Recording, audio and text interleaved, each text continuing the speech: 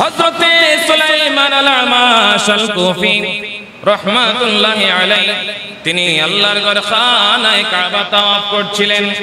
তাওয়াফ করতে করতে করতে করতে তিনি দেখতে পেলেন একজন ব্যক্তি, একজন আল্লাহর বান্দা খানায়ে কাবার গিলাফ ধরে আল্লাহর কাছে কান্নাকাটি করছেন, ওগো রব্বুল আলামিন তুমি আমাকে ক্ষমা করে দাও, আমার মনে হয় তুমি আমাকে ক্ষমা করবে না। কি বলছে? আল্লাহ তুমি আমাকে ক্ষমা করে দাও, আমার মনে হয় তুমি আমাকে ক্ষমা করবে না। হযরত সুলাইমান আল-আমাশ তিনি এক চক্কর দিলেন, কথাটা শুনলেন, আরেকটা চক্কর দিলেন, আবার একই কথা আবার শুনলেন। এইভাবে কয়েকবার শোনার পরে সুলাইমান আল-আমাশ রাহমাতুল্লাহি আলাইহি তিনি ওই ব্যক্তিকে ধরলেন আর বললেন, এ আল্লাহর বান্দা তুমি কেন আল্লাহর রহমত থেকে নিরাশ হচ্ছ? আল্লাহ পাক রব্বুল আলামিন বলেছেন, লা তাকনাতু মির রাহমাতিল্লাহ, তোমরা আল্লাহর রহমত থেকে নিরাশ হইও না, তোমরা আল্লাহর রহমত থেকে নিরাশ হইও না। আল্লাহর রহমতের আশা সব সময় করতে হবে। ওই সুলাইমান আল-আমাশ আল-কুফি ওই ব্যক্তিকে বললেন, এ আল্লাহর বান্দা তুমি আল্লাহর রহমত থেকে নিরাশ হয়ে যাচ্ছ কেন? আল্লাহ তো নিষেধ করেছেন আল্লাহর রহমত থেকে কেউ যেন নিরাশ না হয়ে যায়, কিন্তু তুমি এটা কি ধরনের দোয়া করছো যে আল্লাহ তোমার গুনাহ ক্ষমা করবে না বলেই তুমি মনে করছো? ওই ব্যক্তি ডাক দিয়ে বলেন, ও আল্লাহর বান্দা আপনি একটু আমাকে বলেন আপনার পরিচয় কি? বলে, আমি হচ্ছি সুলাইমান আল-আমাশ আল-কুফি। ওই ব্যক্তি ডাক দিয়ে বলেন, ওগো সুলাইমান আপনি আল্লাহর রহমতের আশা করতে পারেন, কিন্তু এক সময় আমিও আশা করেছিলাম, এখন আর আল্লাহর রহমতের আশা আমিও করি না। বলে, কারণ কি? বলে, আমি বড় গুনাহগার, আমি বড় বদকার। বলে, তোমার গুনাহ কি আসমান জমিনের চাইতেও বড় নাকি? তোমার গুনাহ পাহাড় পর্বতের চাইতেও বড় নাকি? ওই ব্যক্তি বলেন, ওগো সুলাইমান আল-আমাশ আমার গুনাহ এত বড়, এত বড়, আমার মনে হয় পৃথিবীর জমিনে আমার চাইতে বড় গুনাহগার আর কেউ নাই। চিৎকার দিয়ে বলো নাউযুবিল্লাহ। বলে, হুজুর আমার মনে হয় আমার চাইতে বড় গুনাহগার আর কেউ নাই। আমার ভাইরা, ওই ব্যক্তি বলে, হুজুর তবে আমার ঘটনা আপনাকে একটু বলতে চাই, আপনি শুনেন। বলে, বলো তোমার কি ঘটনা? বলে, হুজুর যেদিন ইমামে আলী মাকাম ইমামে হুসাইন রাদিয়াল্লাহু তাআলা আনহুকে শহীদ করা হয়েছিল 61 হিজরির 10 মুহররম ইরাকের কারবালার ময়দানে ইমামে আলী মাকাম ইমামে হুসাইন রাদিয়াল্লাহু তাআলা আনহু সহ ওনার আহলে বাইতের সদস্য সহ 72 জন মর্দে মুজাহিদকে শহীদ করা হয়েছিল।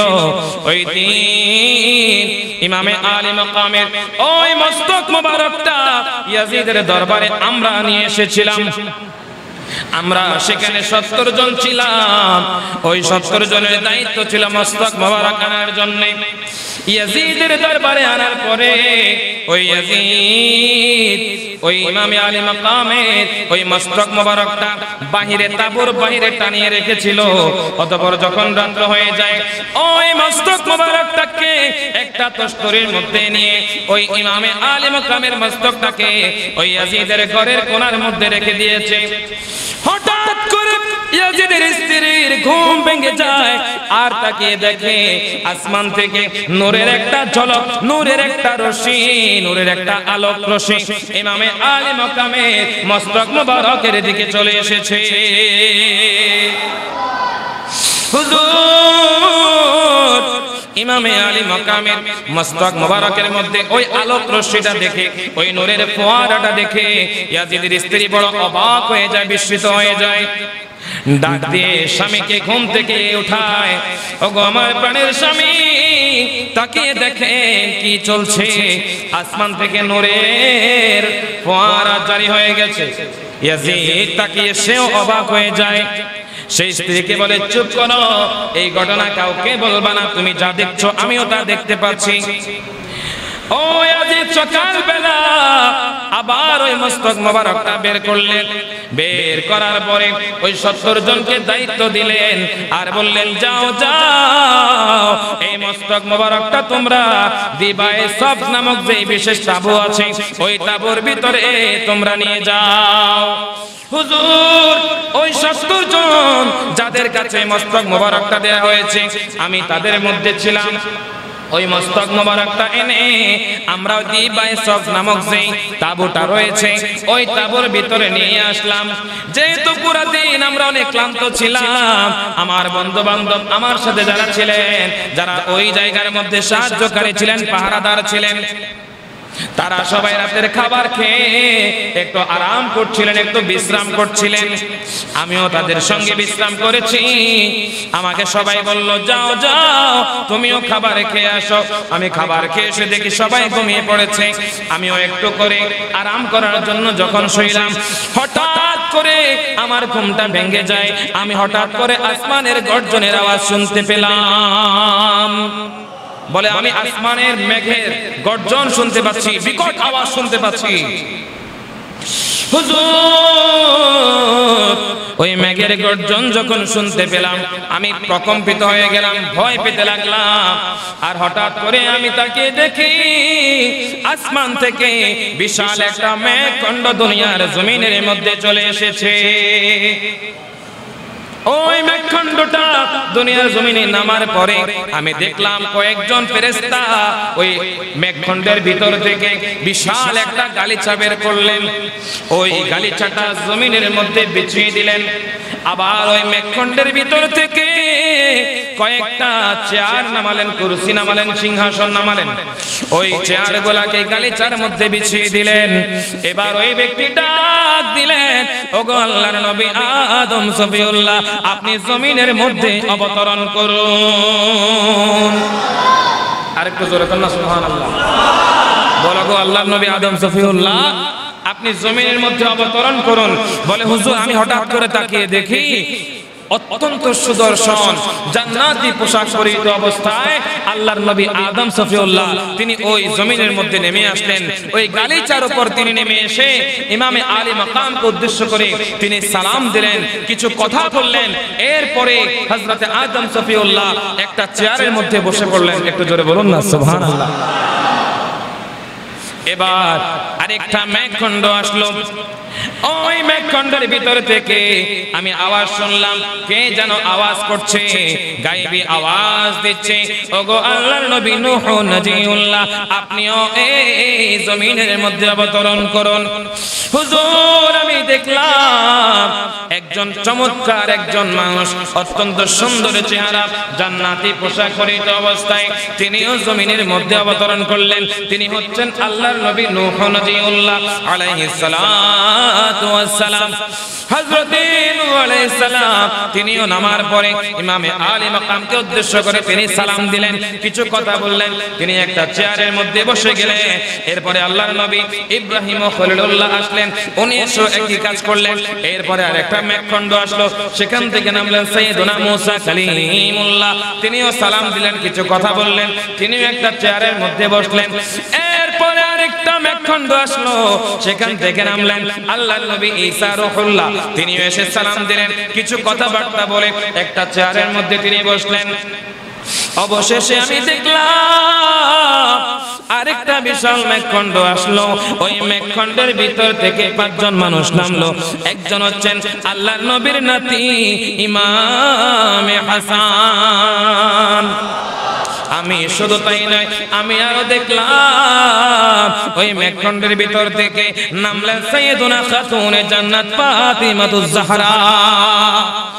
শুধু তাই নয়, আমি আরো দেখলাম ওই মেঘখণ্ডের ভিতর থেকে নামলেন সাইয়েদুনা মাওলা আলী শেরে খোদা। হুজুর শুধু তাই নয়, আমি আরো দেখলাম ওই মেঘখণ্ডের ভিতর থেকে নামলেন স্বয়ং আমার প্যারা নবী, ও জাহানের বাদশা নবী, কামলিওয়ালা নবী হযরত মুহাম্মদ মুস্তাফা সাল্লাল্লাহু আলাইহি ওয়াসাল্লাম। উচ্চ আওয়াজে বলুন সুবহানাল্লাহ। বলে হুজুর আমি দেখলাম ওই মেঘখণ্ডের ভিতর থেকে হযরত ইমাম হাসান রাদিয়াল্লাহু তাআলা আনহু নামলেন, হযরত খাতুনে জান্নাত ফাতিমাতুজ জাহরা রাদিয়াল্লাহু তাআলা আনহা নামলেন, হযরত মাওলা আলী শের খুদা রাদিয়াল্লাহু তাআলা আনহু নামলেন, স্বয়ং আমার প্যারা নবীজি তিনিও ওই জায়গার মধ্যে অবতরণ করলেন। চিৎকার দিয়ে বলুন সুবহানাল্লাহ। হুজুর আমি দেখলাম আল্লাহর প্যারা নবী, তিনার চোখে পানি, তিনি অনবরত অঝোর নয়নে তিনি কান্না করছেন, খাতুনে জান্নাতও কান্না করছেন, শের খুদা আলী কান্না করছেন, ইমামে হাসান মুজতবা তিনিও কান্না করছেন। হুজুর আমি দেখলাম আল্লাহর প্যারা নবী ইমাম হুসাইনের মস্তক মোবারকটা হাতে নিলেন, ইমাম হুসাইনের মস্তক মোবারকের মধ্যে চুম্বন করলেন, এরপরে হযরত খাতুনে জান্নাত ফাতিমাতুজ জাহরাকে দিলেন, খাতুনে জান্নাত ফাতিমাতুজ জাহরা তিনিও চুম্বন করলেন, এরপরে হযরত মাওলা আলী শের খুদাকে দিলেন, তিনিও চুম্বন করলেন, এরপরে হাসান মুজতবার কাছে দিলেন, তিনিও চুম্বন করলেন। এবার আল্লাহর প্যারা নবী উপস্থিত সবাইকে উদ্দেশ্য করে বললেন, ওগো আল্লাহর সম্মানিত আম্বিয়া کرام, ওগো পয়গম্বরগণ, ওহে আল্লাহর ফেরেশতারা, আপনারা সবাই সাক্ষী থাকেন, আমার উম্মত নামধারী এরা আমার এই আওলাদকে শহীদ করার মাধ্যমে আমাকে বড় কষ্ট দিয়েছে, আমাকে বড় কষ্ট দিয়েছে। আমার নবীজি কান্না করছেন, হঠাৎ করে একজন ফেরেশতা ডাক দিয়ে বলেন, ইয়া রাসূলুল্লাহ, ইয়া হাবিবাল্লাহ, ও মায়ার নবী, দয়ার নবী, আল্লাহ পাক রব্বুল আলামিন আপনার আনুগত্য করার জন্য আমাকে হুকুম করেছেন, নির্দেশ দিয়েছেন। ইয়া রাসূলুল্লাহ, ও মায়ার নবী, দয়ার নবী, আপনি আমাকে বলুন, আমি আসমানের দায়িত্বে নিয়োজিত ফেরেশতা। ইয়া রাসূলুল্লাহ, আপনি আমাকে বলেন, যদি আপনি অনুমতি দেন আমি আসমানটাকে তাদের মাথার উপরে ভেঙে দিব। নবীজি বলেন, দরকার নাই। আরেকজন ফেরেশতা বলে, ইয়া রাসূলুল্লাহ, আমি সাগরের দায়িত্বে নিয়োজিত রয়েছি, আপনি আমাকে অনুমতি দিলে আমি সাগরের সমস্ত পানির মধ্যে এদের সবাইকে ডুবিয়ে মারব। নবীজি বলেন, দরকার নাই।